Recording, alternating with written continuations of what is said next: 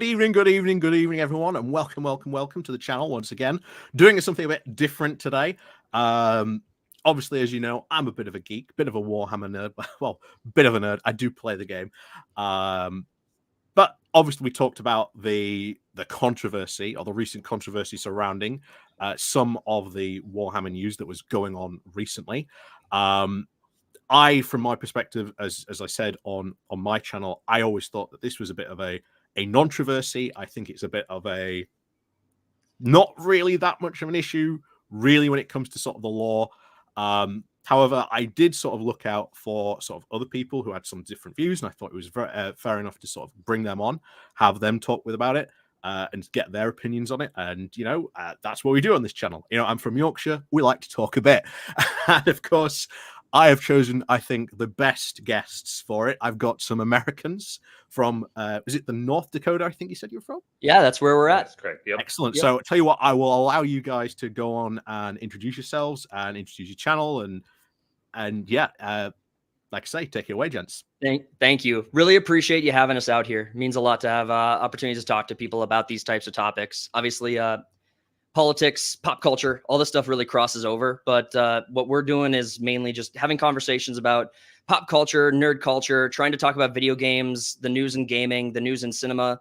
Obviously, television and video games shape the way people think in some capacity about and how they view the world through great storytelling. And so we try our best to help people see what we see. I mean, talk about our takes on a lot of this stuff. We have live streams where we do gaming, live streams where we talk about the current events. And yeah, you said it, the Warhammer topic obviously caught a lot of people's attention. And so we made a few videos on that, talking about all the biggest articles and biggest news stories that had come out about that. And really appreciate the opportunity to come on. My name is Talks Too Much. I go by Talks on our channel. I'm one of the co-creators of the channel. We have a lot of independent projects we're working on, and we'll go into that a little bit later, maybe, but if we have a chance. But yeah, we're on our way. We're still a smaller channel, but we're trying to grow, and really appreciate the opportunity to be here. And then with me is my co-creator, co-owner, Slim. Hey, how's it going? Yep, I'm one of the people who are on every week with the live streams and all that, and do the podcast, and I do also gaming stuff as well with them. We have another guy who isn't with us today. He's at work, the Cody, and we have other guests that come on with us and do quite a bit of good work with us. So yeah, if you do want to see our content, you could see it on Saturday mornings. We do interact with our live chat. So any questions you have, we try our best to get to everyone and make sure everyone's got a voice during our live streams. So if you find us there, we'll be there talking to you. So I've got Puninator in chat saying, Slim, is that the real Slim Shady? It is, yes. I heard Eminem killed Slim Shady. That's what I heard. That was the most I heard. Eminem put him down. I don't know if that's true. We don't cover a lot of music, so I don't know if that one's true. So I suppose I think best way, I think some of it would be, let's start with, you know, you guys. Sort of, I think you sort of explain the controversy. What is the controversy? Before we get to sort of what your thoughts are on it, like, what is specifically this controversy about it? So what kind of really started it was they came out with just a brief little explanation that the Adaptus, what was that full name? The Adaptus Custodes.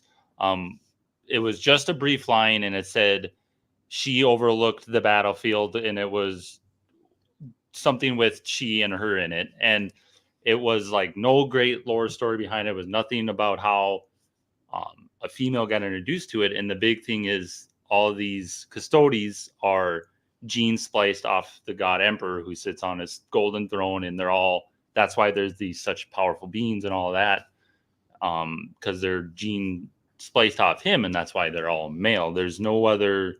You know, if you go back and see our video, we go through how all these lore and things go off, how they're all male. And we kind of were looking into the backlash and why it was a thing, because I'm a big Warhammer 40k and Old World fan. Plenty of games. I don't do the minis. I just don't have the patience. But I'm very big into the games and the lore and all that stuff. And where it kind of strived from was the weak storytelling and how a lot of people feel like they just shoehorned it in instead of writing a good narrative. I mean, when you have a whole excerpt that's only a page thick, and then you have people who are dissatisfied because there are female factions in the Warhammer universe that deserve a lot more. Really underwhelming delivery, and Slim said it, I think, best with the shoehorned in. And I think there was a reason they did it that way. I don't think that it was necessarily by accident that they gave us that excerpt, and then Warhammer follows up with the explanation to that, saying that there's always has been, ever since the first 10,000, there have always been female custodies. And okay, all right, great. If that's true, can we get a little bit more? I mean, is that really all we're going to get from this? And what was the point of doing that if you have all these other vacuums of information where you have these factions that don't have nearly enough contributed to them? And okay, so assuming that's great feedback, assuming the audience does give you feedback saying, hey, we have these factions that got underrepresented, and you decided instead to shoehorn in the custodies. A lot of opinions around why that happened. I think the most likely is the Amazon explanation. I mean, we can maybe get into that if you want to. Yeah, I'd like to get into the Amazon one, but we'll get into that, I think, later on. We'll finish this topic first. But we have all these underrepresented factions that are female dominated, and instead we get this, and it felt very planned, very tactful. I must just sorry to butt in there, but we're just having a bit of a thunder and lightning storm. So if I do disappear for any reason, it's probably just we'll carry on in your name. We'll carry on. We'll represent your channel with dignity and honor in the old UK fashion. We will conquer this chat. No, okay. So good to know. If we lose you, we know why. But these underrepresented factions have existed, and then if we assume that was fair feedback, that the fans deserved more than what they got, especially with something that has such a long-standing record, and if you're unsatisfied with the record, okay, fine. It's not saying the custodians have always been. No way. Did we? Nope. Okay, are we still here? Because we just had our thunder and lightning moment where our computer went to sleep, I think. Oh my god. Okay. All right. Continue. Someday I will get through this introduction. Assuming that all that feedback was fair and the community did want better female representation in these smaller factions, what we got instead was an excerpt saying, no, this was always the case. And then it followed up immediately by an article calling out the people giving this feedback as bigots, misogynists, and really trying very, very hard to create a wedge between the people with that feedback and the people without. And it seems like the people without are maybe a bit comfortable letting that half of their community be targeted like that. And then there's us who, we're just saying what Warhammer and Games Workshop have always said. The custodians have been male for a long time, and that's not really a hill to die on. But if you're unaware of what the social consequences of this decision will be for Games Workshop in the long term, I mean, we could talk about it, and I'd like to. We got a few examples of this type of thing happening across far more popular franchises than Games Workshop and Warhammer. As popular as Warhammer is, there are bigger franchises that have gotten the axe and been taken down or seriously negatively impacted by arguably even smaller decisions. So that's really where we kind of came in. We saw this happening to the community and to the fan base, and really didn't appreciate it ourselves. We probably had harsher tone in our own live stream about it. Mm-hmm. And honestly, I'm not really that impressed with the people who are downplaying the attack on their own community. And just to clarify, we wouldn't be against with a well-written story that introduced a female custody if all of a sudden I had this thought in my head a couple of days ago, and it was if a rogue Adeptus Mechanicus who is does the gene splicing, is the mechanical of the Imperium, did this without the consent and made a female version, and then had a nice story and all this good stuff, we'd be for it. We just don't want it shoehorned in with one sentence. Your community deserves more, and your customers deserve more. So my argument against this, and I think you've seen in my video, my main argument is always when this stuff has come up, and I've talked about with other people at my gaming club as well when this has come up. You've got GW, who is the biggest shoehorner of their own lore. There is not a single section of their own lore that they have not retconned, rewrote, rewritten, redone. Since day one. I mean, the original Adeptus Custodes did not wear giant gold armor to begin with. They were always depicted as like giant, bustly men, almost like slathered with, I don't know, oil in some depictions, like almost I very have seen human those in some correct, yeah. ways. So, I for one, sort of quite happy that this is actually being done, because I do think that you should have sort of, there's no reason not to have sort of female Custodes. I think there's a good argument to have female Marines. I think GW would sell a ton of models if they brought out female sort of Marines and Custodes. And I think that is my sort of stance on this. I don't think it really does do any damage overall to the lore. I think if you're saying that your argument, one of these, is going to be sort of shallow, I think over time they'll just fill this out. And we've seen this before with other things. When the Primaris first came in, their lore was very, very shallow. Oh, they were just different Space Marines, but they've added to them since then. Age of Sigmar lore, when that first came out, that was incredibly shallow, but they've really sort of built and developed on a lot of that lore for the past couple of years. So to me, this is why I would call it a complete non-traversy, because it is just people who, I think, they're just going to build on this lore as it goes along. And at the end of the day, we're going to probably look back on this, and it is going to be, I think, an issue of people making a mountain out of a molehill. I mean, so okay, so a couple of things to unpack there. So Games Workshop always retconning, right? That's their staple. That was your position on that. It's very common for Games Workshop to go in and make some kind of change that alters the lore and patch fill it in later. I don't actually think there's a problem with that, and I think the community at large isn't complaining about retcons. Do you see it is a retcon. Do you see the? Well, they're complaining about this is a retcon. If you're now saying, or GW is now saying that there are female Custodes, there always have been female Custodes. That's what they said. Yeah. Then it's right. That's what they said. There's always been female Custodes. I mean, if you look at sort of Custodes themselves, how they are modeled, you can't really tell who's under the helmet unless they specifically have either identified or they've taken the helmet off.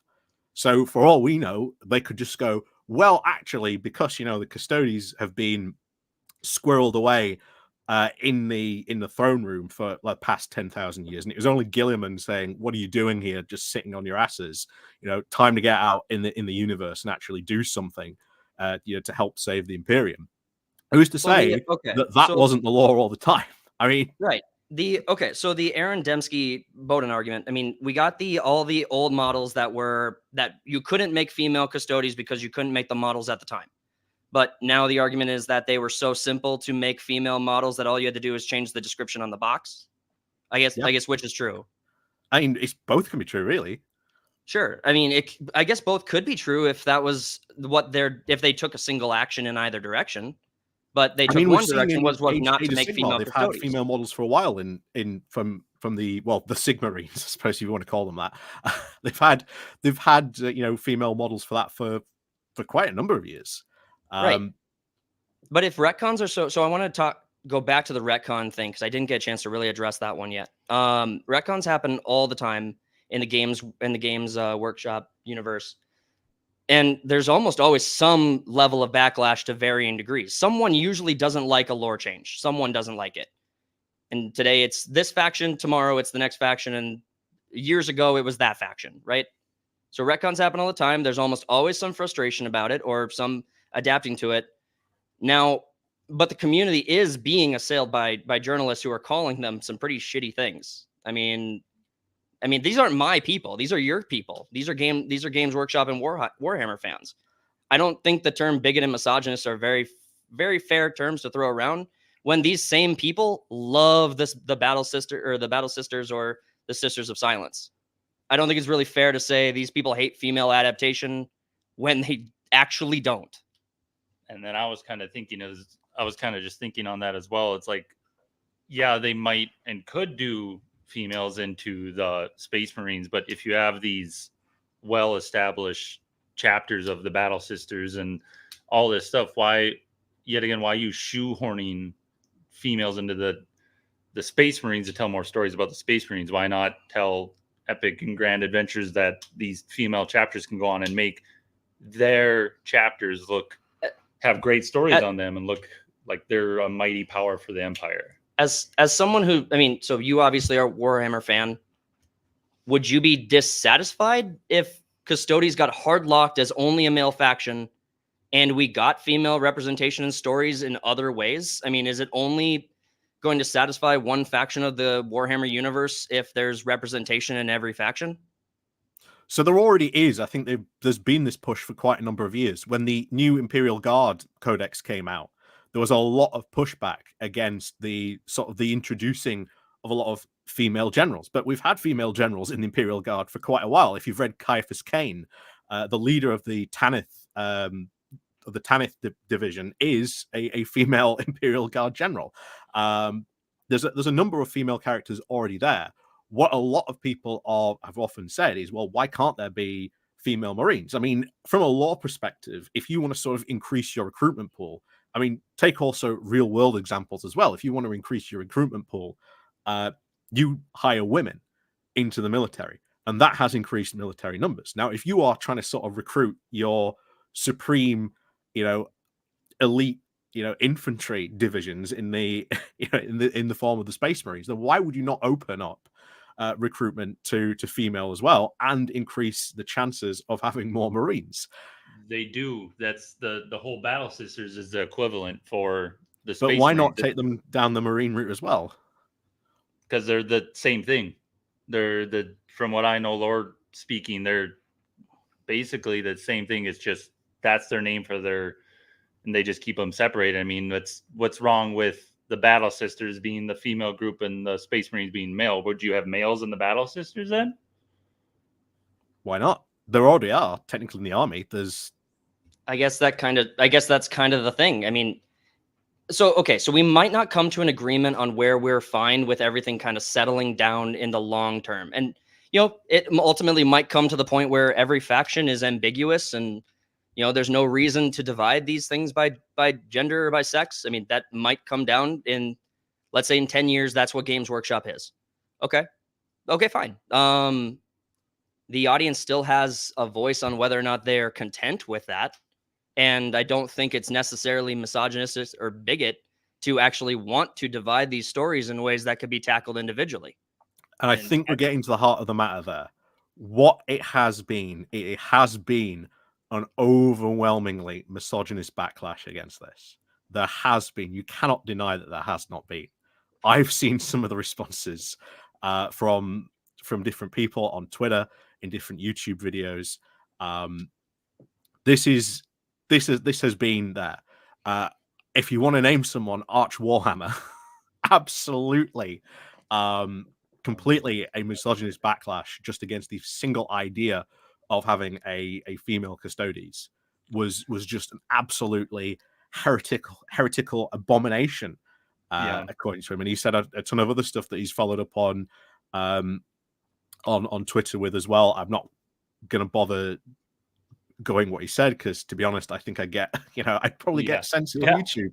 We're definitely going to look that up after this because I am interested in, like we kind of said in the beginning, we're definitely not against like this thing. We just want that rich backstory. And you made such a good point. I kind of didn't think of that, how Game Workshop says something and then they fill in the lore. I would be super interested later on, let's just say a year from now, like looking into this. And if they do such like a really good job, like the other lore, maybe it's like you said, maybe people are making a mountain out of a molehill, and like you said, who knows that they've been in the throne room for 10,000 years, that and that.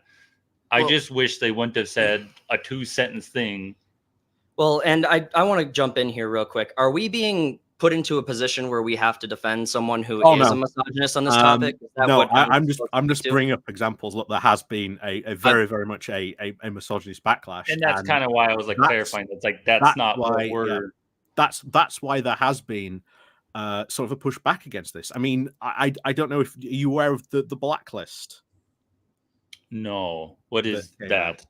So the blacklist has been formed by people like Arch Warhammer, the Golden One, and these other people who have gone down this route, and they have what they have said blacklisted certain creators, calling them this guy's quote too woke. This guy talks about stuff, and there's one creator that they have put on the blacklist specifically for being openly gay. So there is absolutely a misogynist backlash on this, and I even said in my original video, this makes us us look really bad. If we want to expand the hobby, if we want to bring more people into the hobby, which really everyone does, because the more people out there to play, the better. This makes us all look really bad, and it's hard to bring people in when they see stuff like this. Well, I want to see if we can kind of come to some common ground here on this specific point, because Arch Warhammer, haven't looked at his stuff. I'll take what you're saying at face value, that he is saying some shit that's pretty unreasonable and openly misogynist. I'll take you at face value on that. Haven't seen it, still got to look into it ourselves to fact check. But I'll assume that you're telling me the truth, and that's how I should also look at this when I'm interpreting it for myself. Now, on the inverse of that, you also have the overreaction to people like us who are calling us misogynists in our chat. Okay, so there's I don't like this argument of the worst people on your side of this are who like we have to interact with. I'm not holding your feet to the flames on like people engaging with us negatively. I don't know about the block list, but again, I'm assuming it's true based on what you're telling me, and we're going to look into that. But I think that is a conversation that could probably have sleeping dogs lie, unless we need to be in a position where we have to defend this, which I don't think we're going to do. Oh yeah, no, like I say, I'm just bringing it up because I think this plays into the large argument. Then I think what we can do on our side is we can acknowledge its existence. Yeah, I mean, this is the thing. Unreasonable for when you get people like that on this side, it makes us all look bad. It makes us all look absolutely awful. And one of the things that I think we all have to be careful of, because my channel is all about politics, and in particular, in fact, we're having a pre-talk about this about Brexit. One of the big things about the whole Brexit debate was people who voted to sort of leave. They were tended to be called sort of racist because you voted leave, you must be racist. But the big problem was that then there was a very, very hardcore set of people who did vote leave, who happened to have the largest voices. And I think this is part of the problem, that it is the largest voices who are getting the most attention and making us all look bad because of it. And I think it's the exact same principle applying here, what I like to call the magnifying glass of these people. They get under the magnifying glass, they get the most sort of attention out of this, and it paints us all with the same brush. Like there is no getting out of it. It paints us all with the same brush. So the good news is that there's still a debate to be had here about whether it was good or bad. And then obviously, so we could continue to talk about that. I think we should. But I'll accept, and I mean, third-party studios' position on like that kind of just hateful crap that doesn't make any sense. We're not for that. We'll have jokes and stuff like that. People can engage with us in our chat and make up their own mind. I mean, we're not going to tell anyone to take a position one way or another on this, that, or the other. But when it comes down to this topic specifically and what our relationship to it is we really care about really good storytelling. What is your opinion on the storytelling aspect of the one page we got? Do you think it was sufficient for what Warhammer their community gets? So what we got was, again, it was like a little short blurb. I mean, it was about what? That much block of text. It was a couple. I think it was like 2 paragraphs. It was very small. Yeah. Smaller than that. It was like 3 or 4 sentences. Let me reach out for an old. Yeah. Got a good example in here. Whoa. Yeah, this is the original KO battle tome when it first released, so I haven't used it for a while. So there is a lot of dust on it. Is there a little dust on the cover? haven't used it for a while. Let me find it, because it is a good example here. That's it. That's a good example, because that's exactly what we've got. It's a box. It's an excerpt. It's a block of text like that. Well, there we go. That's it. Just so that people know what you're looking at. That's officially really what we got. So in the absence of a really good story that explains the female custodies, and with the void that we have, we're going to be in this limbo period where at least people like us who care about the storytelling are going to be disappointed. And I think that's one aspect of this. Again, I don't like the way they did it. I have suspicions, and I think the way they did it was very suspect in the timing and in their relationship to third party sources and third party interests into the Warhammer and Games Workshop franchise. I mean, maybe you can provide some insight into, do you have any position on the timing of this at all? Like, I didn't get a sense from your video that when I've looked into the timing of this, I don't find any of this suspicious. There's nothing here that says this must be it. This is the smoking gun. And I think I've said again when we came on before, I started my original YouTube channel and career sort of debunking conspiracy theorists. And I have seen when people have been sort of citing evidence. The biggest one, of course, is the 4chan post that ends with "My dad works at Nintendo." Yeah. No, I'm sorry, but that appears to me to have been a troll who happens to have gotten really lucky, and a lot of people have just picked up with this. Well, that seems to be really it. Well, in our first video, we cited it, and we said it's a 4chan post. Then we made a joke that it's a 4chan post and it's not credible. Yeah. And then we talked about the implications of its true and falseness. And it was fun. But it was fun to engage with the hypothetical. And ultimately, I think it boiled down to, it's over a week and a half now. I'm not remembering the exact context of it, but it was something along the lines of, we work at Games Workshop. If this is found out, or if we're spotted, we'll be fired, terminated. We're risking everything. And I was like, you're an anonymous 4chan post. Yeah. This is bullshit. But but you had the idea of the post was was focused on Henry Cavill's frustration with the decision that Games Workshop made in this context. I think that with you, I don't think it's really fair to continue that. Because we can continue to make jokes at 4chan's credibility because there is none. Yeah, any post that ends with my dad worked at Nintendo. Exactly. It loses all credibility right away. Yeah. Now, I've lost track of so Henry Cavill, as far as I know, has not put out any kind of official statement, and I'm not finding any. When people are saying Henry Cavill's so pissed at this, I cannot for the life of me tell what they're citing.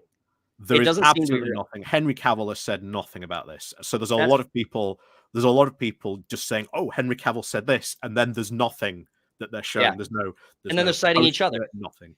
Yeah. So I have a question just to get your thoughts on it. If you think this is all just smoke getting blown up the chimney, why do you think there's so much of it? Why this topic? Why this subject? I know we can reference like that guy's article you said, or so much maybe, like the misogyny, like they said. But do you think there's more than that? That can't just be it. So we have to talk about now the culture war. Sure. Yeah. Here's the thing. In the UK, and I know in America, the culture wars are a big thing, but here in the UK, they're not.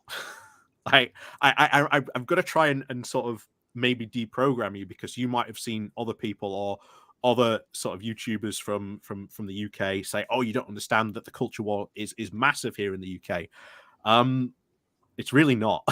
The culture war is just not a thing, and I think this is links into it. It's perfectly timed for all these people to start talking about that. Oh, your favorite geek thing is going woke, and it's not the first time that we have seen something like this in geek media, where person of color being added to the cast, or they've added a female character to this series. It's not the first time that these things have happened, and they tried it back when the Imperial Guard Codex came out a couple of years ago, but it didn't take off. But unfortunately, this time it has, really, for the Custodes on this front. But before we, before we actually continue on this, there's someone who in chat who does actually bring up, I think, quite a fair point. So I've just brought up their comment on the screen, because I think this is also a valid point to think about it. But like I say, maybe we'll come back to this in a bit. But I'll let you respond to my comment first, then we'll go back to that as well. I'm sorry. You wanted us to respond to that post? Yeah, not to the comment, but what I said first, and then we'll go to that comment as well, because I think when it comes to the pop culture stuff, or I'm sorry, culture war specifically. Obviously, our computer keeps trying to go to sleep. Our computer keeps trying to go to sleep. I don't know if I gotta turn that off. We're a small channel. Should be our tagline. Okay, so what was the culture war stuff in other countries, that makes some sense. And now I think this will come off a little insensitive. It's not meant to. So I hope that your audience will take it in the good faith it's meant to. But culture tends to come from the States. Now, obviously, every civilization, every unique group has their own culture. That's not what I'm talking about. I'm talking about new culture tend to flow from Hollywood, tend to flow from that's typically the source of most new media that influences culture. Whenever a new fashion craze comes about, I think that I would assume that tends to come from France or cultures that care about fashion. And then you have music, which again is, specific to every country. Every country's got its own music, but Hollywood has a big role to play in music. And then you have Detroit has a big role to play in its contributions to music. It would make some sense to me that the culture war doesn't dominate the global scale, because it does feel like it's a very American idea to debate these conversations in a vacuum that has this is where a lot of culture globally gets created and spread out. I mean, I'm not sure so you know what IMDb is, right? If you want to look up a movie. Okay, I'm not, again, it's meant to get, I'm not assuming that you guys don't have IMDb. I'm just assuming what I'm saying. Well, we've only just got, indoor plumbing in Yorkshire. So. Right. We're in North Dakota. People think we still have horses. People think we still people think we get around on horses. We don't. Again, but the point I was making was that a lot of this culture tends to flow out of Hollywood and out of these creative sources. I mean, India also has their Bollywood. I mean, they places where creative content gets made is where I would expect the debate about the creative content to be most prominent. So, I mean, if we yell loud enough in the States about this specific idea being a bad idea, it might impact the creation of that idea. Helldivers 2, the news broke today that all of the backlash with that video game, not changing the subject. Are you familiar with the Helldivers 2 stuff that's going on with that? Okay. So Helldivers 2, they made a lot of what I would call mistakes. The fans raged at them. They got review bombed, and Sony fixed the mistake. Sony fixed the problem. So there is this idea that if the squeaky wheel gets the grease. I mean, if you bring this stuff up and you talk about it, maybe you can influence change. And so culture war in the US, it does make some sense to me that wouldn't be as predominant in other countries. You said it's not where you are. Okay. That kind of makes sense to me. It kind of makes sense to me. Is all. That was a long-winded explanation to say, I believe you. The funny thing is, as someone has brought up in the chat, GW, like I say, Games Workshop is as British as they come. I mean, I've got to bring this up because I can't not. I'm an orc player. This is Gazgul, and of course, Gazgul's full name is based after Margaret Thatcher, because it's Gazgul Mag Thraka. Yeah, I was looking up a bunch of lore the last couple of days, and I watched just the orc lore is just so interesting, and I really like how CW's made their So how do you guys interact with how do you, like, you guys overseas interact with new content as it kind of becomes international? So the point I was bringing up about IMDb was that there's a box office release and box office statistics specifically for the US, and then IMDb at least counts everyone else as worldwide or global record. So this might just be your guys' audience has to just freaking hate me as an entitled like American right now. I have to believe it. This American. No, so he doesn't this know is that we have team crumpets. How dare he? Question, because I'm not 100% sure how to answer this, because as part of my other sort of day job, I do a lot of freelance marketing. So working in sort of different audiences, looking at their insights, is again part of my job. And here's the thing, you are right. Different audiences interpret different things, and it can be wildly different things. My weird one was that I know that came across a couple of years ago, especially in advertising. You can't have someone in Russia wear denim jeans in an advert because denim jeans in Russia is considered gay. So if you're trying to cast someone in an advert for an international product or a thing, you can't have them wear denim jeans because in Russia that's considered gay. All right. Well, So I mean, we it's have really, some stuff to reconcile with in the States right now. We have a lot. We have a lot of denim here. We have a lot. But I'm sorry. It's exactly. It's these different sort of cultural perceptions, and it's honestly quite hard to sort of think about why different cultures will interpret different sort of attitudes or when they sort of see and take in stuff. It is quite a hard. It's an interesting question, but honestly, I don't know generally how to answer it. Can I kind of jump in with another point about the culture war specifically? I think a lot of so you made a point in one of your videos. I think it was the Warhammer one, where like you don't cover the culture war because politics is a bigger issue. It's more it's important. I totally gotcha. I understand that sentiment. In the States, we have a sentiment or we have a quote from Andrew Breitbart. It's politics is downstream from culture. That's a common understanding in the States, and it doesn't appear that sentiment is echoed with you. And that's fine. But we have a lot of but it's very true in the States. For example, we have the TikTok ban. We did a video on that. That video is terrible. Don't watch it. But TikTok was banned as a result of its influence on our culture. So a lot of people have a lot of takes on the TikTok ban, and it had a lot to do with our government. A government was placating a lot of lobbyists from other tech conglomerates that they were getting money from and lobbying to. So it has a lot to do with that.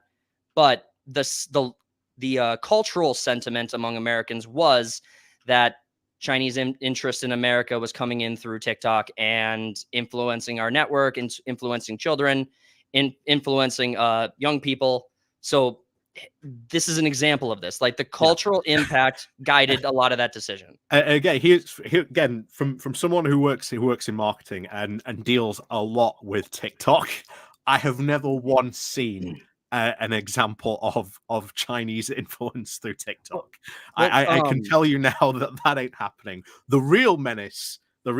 Again, this came up today, and this is bizarrely fits into this. I don't know how well you are aware of a program called Bluey. Wait, the show? Yeah. Yep. Made in Australia. Very familiar. Yep. Bluey, according to a lot of adults now, children who have been watching Bluey have now been picking up Australianisms. Really? Yeah. Okay. So they've been picking up a lot of Australianisms, and some kids who've been watching it a bit too much have actually started to pick up the parts of like the Australian twang as well. Yeah, I actually have seen that on a video off. Are you gonna say TikTok? Facebook. No. Yeah, you see, it's not the Chinese should be after, it's the Australians. Can I point to an example on TikTok and get your 2 cents on this? Because sure. I don't engage with TikTok. I'm not heavy on. Sure. We have a social media presence for the channel. I personally don't engage with social media that much myself. Now, obviously, in the U.S., some of the biggest news right now revolves around the Columbia campus and a lot of the protests in the Middle East. We don't have to break that down, but a lot of the accusations are saying that a lot of these, almost all young people, like there have been polls that say that most young people get their news from TikTok. And so if you're fed stories that promote a worldview, you'll absorb that worldview. I have examples of this. They're all anecdotal. I won't bore you with them. I'd be curious to know your take on TikTok's influence regarding protest, specifically with those who like use it as a news source. That's more down to the actual algorithm itself. Okay. It is the algorithm that sort of feeds you everything. Even Google is algorithm based these days. If you're going to ban TikTok based on the fact that algorithms are feeding you certain news sources, then to be honest, we need to be shutting down the internet completely at this point. Yeah, I agree. Definitely agree with you on that one. You can look at one thing once and spend too long on it, and all of a sudden you get 10 of the same thing. It's strictly down to what you pay attention to, what you like, and what you comment on. It'll feed you more of it because they know you like it. The other big thing with TikTok is the okay. So actually, I don't know if it's the same in the UK. I assume it is. The terms of service policy that allows data collection on all network devices that the device that is TikTok installed touch. Okay, is that the same? Do you guys have that in the UK? Is that the same terms of service that you guys have? I know that terms of service changed from country to country. No, we've got something we call in not only just in the UK but in Europe we call it GDPR regulations, and it stands for oh Christ! I used to teach this. I used to give talks about this. So this is triggering my flashbacks. So yeah, GDPR stands for what does it stand for? It's global. Oh, I've even forgot what GDPR stands for now.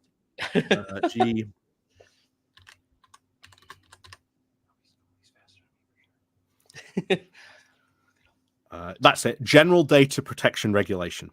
Okay. That's what it stands for. Yeah, sorry. Just come you're fine. I should remember this. It's good. But what does that do?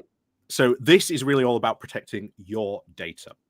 So as part of a big sort of European sort of initiative to sort of sum it all up, not to go sort of too deep into it, your data and your personal data has a right to be protected. Companies must defend your data. They aren't allowed to share it without your express permission to share your data with any third party.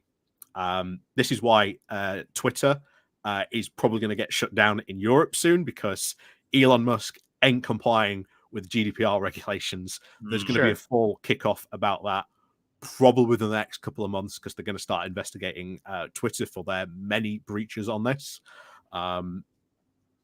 It basically is, hey, look, you've got to defend your users' data. You can't share it with third parties. And if you're going to collect their data, you've got to explicitly say why you are going to sort of use this data. Okay, so just for clarification, is that the sort of protection that is really there's a version of this that's really paper thin in the context of, like, in order to install this app, you must agree to encyclopedia of conditions below that terms of service that people don't read. It would be very easy for Google or TikTok or Twitter to put in there all the things they need you to approve so that they can still access and sell your data accordingly. And the average, in the US, there was a South Park episode. There was a joke about reading the terms of service when it came to Apple. Yeah. Right. Are you familiar with it? Yeah. Okay. Yeah. Okay. Is it the same in the UK where you just blow past terms of service in order to engage with your everyday life? So GDPR trumps that. It does. Okay. Yeah. In the States, we don't have an equivalent to that. So, I know.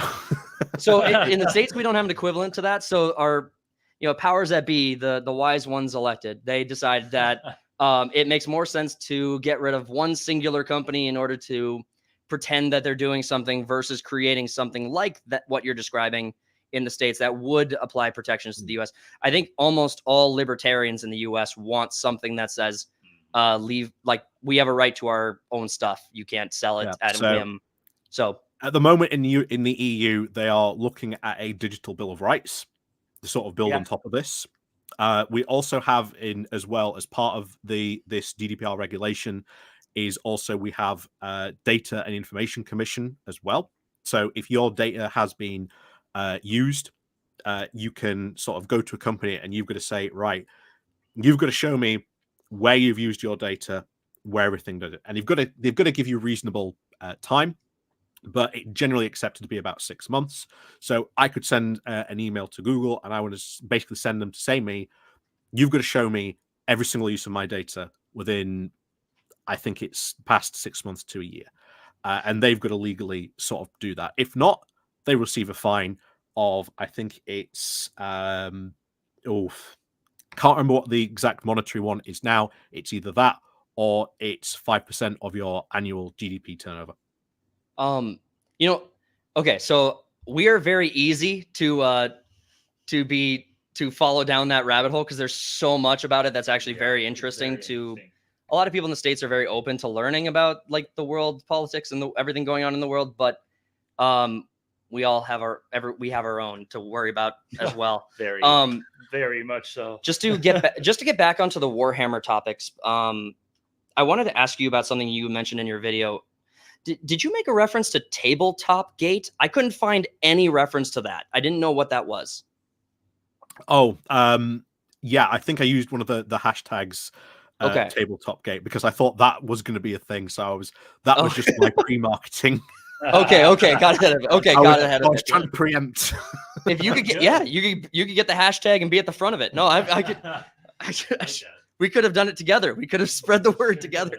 Okay, so I was just curious if there was a piece, if there was a segment of the internet that had more information that we didn't see. You got blocked. Okay, the other, so a couple of the points that we didn't get a chance to really talk about was we asked you your position on the timing on this. Do you mind if we go into where we're at with like what this looked like? Okay, so from the outside looking in, and from a culture war perspective, because again, that's where we kind of exist, and we care very much about storytelling and about making sure that we get good quality stories. That's what we really care about the most from a third party studio, from our perspective. That's what we passionately care about. We really saw this, and we saw what was going on with the Warhammer project that Henry Cavill has been bringing to Amazon, and this is very much an Amazon playbook kind of move, whether they're involved or not. Let's assume that they're not. And if they're not, it doesn't really change the fact that is Amazon is very popular. They do this type of move often where they have to hit quota marks for new products and new IPs they want to take on.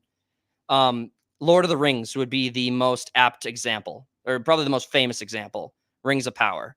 Right. Amazon brought in the showrunners. They brought in a bunch of YouTubers to sing its praises. There was only one YouTuber who I thought was actually being honest about the whole thing. Council of the Rings. Shout out to him. I thought his reporting and covering of the Rings of Power story and his reviews on it, I thought were spot on. A lot of other Tolkien YouTubers were breaking down. They got invited to London. They went to the college, the university out there. They got the tour. They got shown a snippet in advance, and then they had these non-disclosures where the only things they were allowed to say was it looked promising, and they had to like sing its praises a bit. Okay, so Amazon invested $2 billion into that project, and that show will never recover from the bad will they brought on in the early stages of the show's development, then the marketing, and then the actual introduction, where I don't know what your position on Rings of Power is. Maybe you loved the show. I hate what you haven't watched it. It's the only thing I actually haven't watched. So okay. Unfortunately, I have no position. Fair enough. However, I want to say Fallout, because all this stuff recently about, oh my god, this adaptation could be awful and terrible. If you've seen the Fallout TV show recently, well, that's it. The Fallout TV show is more Fallout than any of the games Bethesda have ever made. Yeah, we talked about it. Yeah, we talked about Fallout. We talked about Fallout. I've got no issue. If Amazon is going to continue down that road, making stuff like that, hey, let them. Sure. Okay. Then there's Wheel of Time is another famous example where They butchered the original source material. Now, as far as Fallout, let me just point this out there because I think we were really misunderstood on our position with Fallout in one of our videos.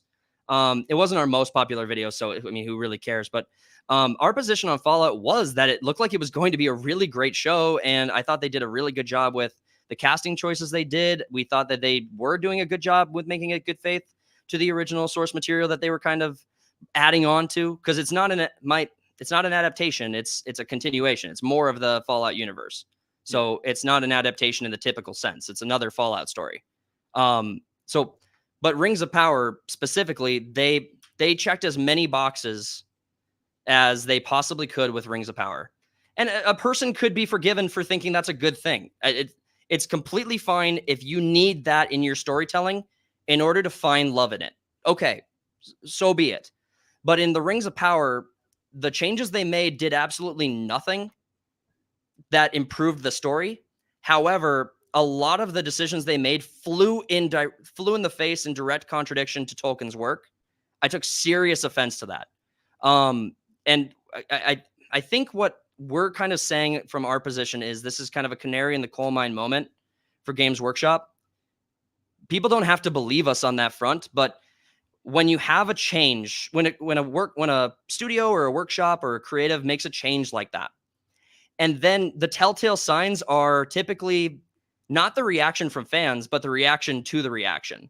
So you have what happened with this, where you had the excerpt. It was really small. And then and it really wasn't satisfactory story-wise. And I think your commenter made a really good point of saying this is commonplace for Games Workshop. But I also think I don't think it was really a defensible business move. I think that the decision okay, so you want to bring in more people into Games Workshop and you want to bring more people into this hobby. I don't think this did it. And I think they knew it wouldn't. I think they knew that this would divide the fan base. I think it did divide the fan base. And I think that they attacked people once they saw the fan base was divided. And that's exactly what happened with Rings of Power. They put out the trailer. Then they started defending their decisions. The fans backlashed. And then all of the articles calling the fans bigots, misogynists, racists started to flow. And, I mean, again, people don't have to believe that that's true, but it happened with Star Wars. It happened with Rings of Power. It happened with Marvel, with Phase 5. I mean, all we're doing is pointing to the same pattern that's evolved over some of the most beloved franchises in history, pointing to the failures that led to, and then letting people make up their own mind. People don't have to believe that this is a real problem. All we're doing is pointing it out. We're just saying, look at what happened to Star Wars. If you don't want what happened to Star Wars to happen to Games Workshop, be careful. Proceed with caution. Treat this accordingly. Yeah, and I think that's the best way to say, just be careful. Give us story. We just want it elaborated. And like you said before, they add stuff all the time. They can add to the lore, and that's what I want to see, and that's what I think we both want to see. We just want them to give us substantial content for it, and that's fine. So again, I would sort of repeat what my comment is that the lore is going to be ever moving, ever changing, ever differing, and always on the move. And I think at the end of the day, what is happening here and what is I think happening, not in this case, but again, a couple of instances you mentioned, I would say is there's been the company puts out, their product. There is a fan backlash, or some fans have like lore problems with the custodies, like yourselves have said. What I would say is between the point where the media gets involved, what has happened here in particular is that there has been a very, very, very much hard alt-right wing backlash who do not want any type of this stuff to appear at all, because for some, I don't know, reason or another, they feel like having a female custodies is a threat to them and their precious universe. Because, well, I think you've got to have seen the God Emperor Trump meme. Yeah. How did I know that was going to come up today? Yeah, I mean, that's good though. I know the big I know. thing that we have to talk about is there are a lot of people certainly in the alt-right, in the alt-right sphere, who use 40k imagery and stuff to sort of to try and further their agenda, to put out their own propaganda and what they use. So I think you're right, but you have to talk about there has been what I described at the beginning as the magnifying glass. Yes. Of people are focused on this subsection, and they're the ones who have the loudest channels, the loudest voices, get the most attention. And it's not people like you or I who, like, when I say this is complete controversy, or what you've said yourselves, we don't get attention. It's they who get all the attention. Right. And as a result, as a whole, it makes us all look really bad as a group. I want to point. I just want to like kind of. I don't know the right way to say this. Okay, I'll understand and accept that the alt-right makes a lot of problems for people who want to enjoy certain types of content and are excited when those types of changes get made into the content. And again, this is more of an outside perspective for me, because for Warhammer, I am a fan of the universe. I enjoy Westhammer's content on YouTube. I think his breakdowns are very enjoyable. He's on the ban list as well, by the way. Yeah, I like his content. I have nothing against his. I think his content's awesome. I don't think it's the people who are trolling and being loud and obnoxious that you have to worry about. I think actually it's different in the sense that I think the fan bases need to reconcile that. I think they need to reconcile this in a different way, because if we look at Star Wars specifically, let's say the alt-right trolls went to war against Star Wars and they were effective in cutting their bottom dollar by 20%, which is a huge number. It's hundreds of millions at that scale, right? That's not a small phase. But Star Wars isn't growing, and it's not because the alt-right is like telling people not to go see it. It's because we've had how many Star Wars projects have we had since it was bought by Disney? 20? So you've had 30? Lots of shows. Yeah, you've had the new trilogy. So, but I've very enjoyed the animated shows. The last 3 movies I didn't, but they have put out good work. It's not like it's nothing. So, but Star Wars has to actually make content that is enjoyable to the average person. It's ultimately, at the end of the day, the influence of those alt-right trolls is going to be smaller than the influence of good quality content. If Star Wars makes great content, all of those people lose credibility instantly. But if they don't make good quality content, it emboldens and makes those points stronger. You have to beat that. You have to beat that objection from the alt-right trolls with good quality content. Like in a year from now, I hope that they come out with more Games Workshop works, and that we have absolutely no basis here and we're wrong. I'm not looking to become like the anti-Games Workshop YouTube channel. I want them to make great stuff. I think a lot of what they have out right now is amazing. I enjoy a lot of their games, but it's good, their content. So. But it ultimately, whoever's complaining about Games Workshop is not going to have a leg to stand on if they make good quality content and stop feeding ammo. Like that 1%, like you're talking about, they just have such a loud voice, and we just got to ignore it and have discussions like we're having right now. It doesn't help just blowing smoke up the chimney. Doesn't help anybody. That is the problem. It is as I said, I've coined this term, so copyright. No, we're taking it. We're taking it. And this is the problem. It is those people who get the most voices, and it does feel a need to sort of fight back against them. But the problem is people don't, because they've got their own large audience who agree with them, and if you speak out against them, then as we've seen with the block list that came out, was a direct response to these people who came out and said, well, hold on guys, what are you talking about? You're putting out a ton of nonsense about this. But I want to go back to the Star Wars thing, because actually I quite like The Last Jedi. No way. Are you alt left trolling right now? Are you?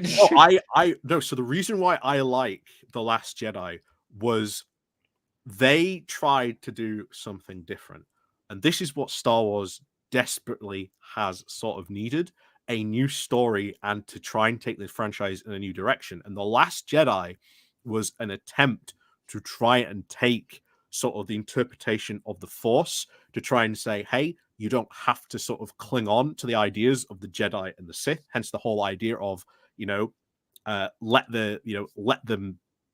it die. The whole thing with Yoda burning the books that Luke was so obsessed with. Well, no, go on and learn new things, add to the new knowledge. Don't be afraid to expand the knowledge that you already have or that you already built on. And that is kind of stuff that the Star Wars mythos in itself really needs in many cases, because otherwise it becomes very, very stagnant. A lot of people, when Disney bought it and they sort of trashed a lot of the old original sort of Star Wars universe. I don't know how you might have been into all of that stuff. Yeah, so just to stop on that real quick. The Disney annihilated all of the lore and created the new timeline. Yeah. Well, not the new timeline, but the new galactic calendar that basically erased everything that was a lot of that work was fan created. I mean, a lot of that work was published as like third party from George Lucas just saying, I agree, that's canon now. I mean, that was all great work. None of that should have died. I don't agree that any of that work should have been lost to the sickle and scythe of Disney going through and just reaping all of that amazing content away. And they are one of the worst abusers when it comes to content on the internet and copyright abuses against independent creators who are trying to make beautiful stories. All I'm going to say is zombie stormtroopers were a terrible idea when they did them in the fair enough. An awful idea going forward. The new way that they've done them in the Ahsoka was actually, I think, much better. That these are very well done. I agree with that. It's far better way they've done it in the new law, not the old law. It's really bad, but yeah. Honestly, a lot of that old law was not very good. I mean, sure, but that's for the fans to decide. Well, this is it. As fans, I suppose this now comes to who gets total ownership or control. Is it the fans or is it the authors? That's a great question. Now, they're all independent work. Disney cut them out of the equation. Do you think that so you and I we had a conversation before this, and I'll keep your position to myself, not to put it in. I'm assuming it's pretty public to your followers what your stance is on things. But do you believe that those independent creators had a right to be paid for their own work when it came to Disney coming out and taking an axe to their canonical connection to the lore? So they already got paid at the time. Sure, but there's residuals, there's royalties, there's property, there's IP. They had the right to the zombie stormtroopers. Now they don't. But if you are going to make Star Wars more public accessible to a general audience, you had to thin down the post Return of the Jedi novel stuff. There was so much stuff going on there from a perspective of just crazy stuff that people would have to read a multi-series of books to try and understand in the new Jedi Order and everything. So I've just realized we have reached time as well at the moment. So maybe a conversation for another time. Yeah. Maybe we can do a Star Wars team. No, this has been so much fun. Yep. Yeah. No, like I say, thanks so much, you guys, for coming on. And like I say, I'll let you sort of do your own outros if you want. And yeah. Okay. Yeah. Thank you.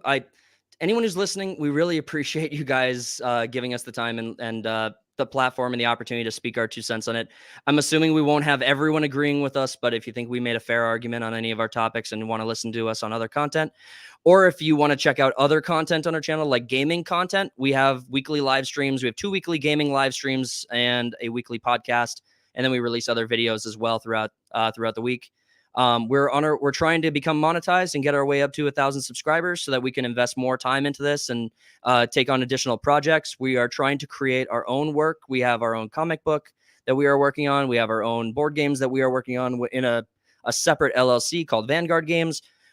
We are trying to create books, and eventually we want to create video games. And our long-term plan is to create live-action short films. If you think any of that is cool and you're curious about what that content will look like, I hope you'll consider coming on over and giving us a subscribe, liking any of our videos, and commenting what your thoughts are.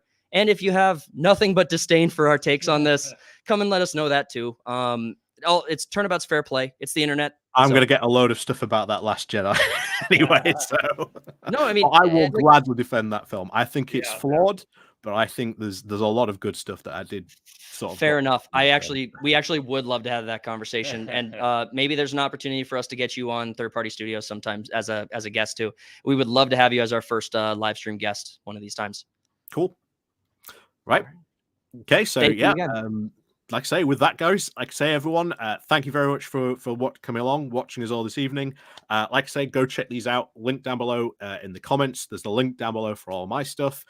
You guys all know the drill by now. So as always, thank you very much for joining us this evening. And of course, as always, we'll see you all next time. Bye. See ya.